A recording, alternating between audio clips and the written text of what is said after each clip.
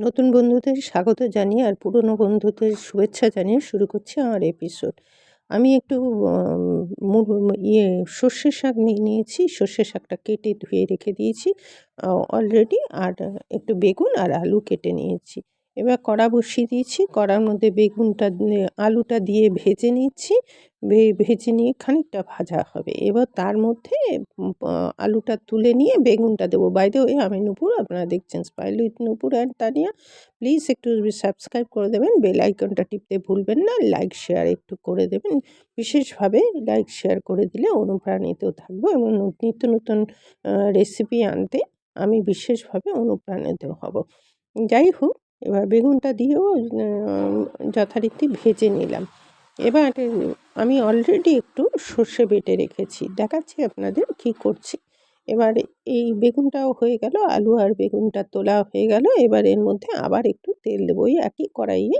এটা সর্ষের তেলেই করবেন, এটা অন্য তেলে করবেন না। এর মধ্যে আমি মেথি ফোড়ন দেবো, আপনি মেথি ফোড়ন দেবেন।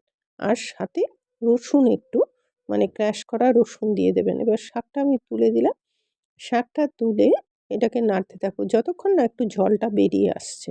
জলটা বেরোলে তারপরে আমি করছি। এর মধ্যে হলুদ দিয়ে দেবেন, নুন দিয়ে দেবেন, চিনি দিয়ে দেবেন। এগুলো তো দেবেনই।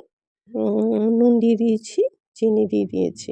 এটা দেখুন শাকটা অনেকটা মজে গেছে। এই মজা পর্যন্ত অপেক্ষা করবেন। তারপরে আপনি আমরা যে আলু আর বেগুনটা ভেজে রেখেছি সেটা আমি এর মধ্যে তুলে দেবো। এটা দেখুন বেশ মজে এসছে এবং জলটা অনেকটা সাইড দিয়ে বেরিয়ে গেছে, খেয়াল করলেই দেখতে পাবেন। এবং শাকটা আরও একটু ঝিরিঝিরি করে কাটবেন, আমি একটু কম ঝিরিঝিরি করে কেটেছি।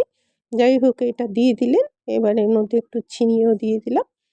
দিয়ে এটাকে আবার নাড়াচাড়া করবে। এটা অত্যন্ত সুস্বাদু হয়। অনেকভাবে সর্ষের শাক খেয়েছেন এই শীতের সময়, তো সর্ষের শাকটা যথেষ্ট ভালো লাগে। কিন্তু একবার আমার অনুরোধ রইল, ঠিক এইভাবে আপনারা সর্ষের শাক করে একটু খাবেন। খেয়ে আমাকে একটু কমেন্টে জানাবেন। যদি ভালো লাগে নিশ্চয়ই কমেন্টে জানাবেন, এই আশাটাই করব আমি।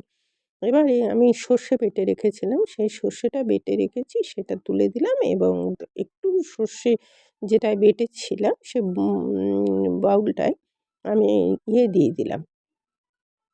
একটু জল দিয়ে এর মধ্যে দিয়ে দিলাম। এবার একটু মজে যাওয়া পর্যন্ত অপেক্ষা করব। এটা মজে গেলে এটা তারপরে আমি রেডি প্রস্তুত হয়ে যাবে। এর মধ্যে আর কিছু দেওয়ার বিশেষ দরকার নেই। ঠিক এইভাবে করে দেখুন। অনেকভাবে খেয়েছেন, কিন্তু এটা একটা নতুন পদ্ধতিতে এটা করে খেয়ে দেখুন। যাই হোক, এটা হয়ে এসছে জিনিসটা। এবার নামাবার পালা হয়ে গেছে। এবার দেখুন এটা বেশ সেরকম হয়ে গেছে। এবার একটু মিশিয়ে টিশিয়ে নামিয়ে নেবেন। এটা মেশানো হয়ে গেছে। এবার হয়ে গেছে এটা। এবার রেডি টু সার্ভ। দেখুন এই অনবদ্য রান্নাটা আ যথেষ্ট ভালো হয়েছে এবং খেয়ে দেখবেন, আমাকে কমেন্টে জানাবেন। এতক্ষণ আমার সাথে থাকার জন্য আপনাদের অশেষ ধন্যবাদ। পরবর্তীতে দেখা হচ্ছে যেকোনো একটা এপিসোডে, যেকোনো রেসিপিতে। এবং সুস্থ থাকুন, ভালো থাকুন এই কামনাই করি। পরবর্তীতে দেখা হচ্ছে। টাটা। আজ তাহলে আসি।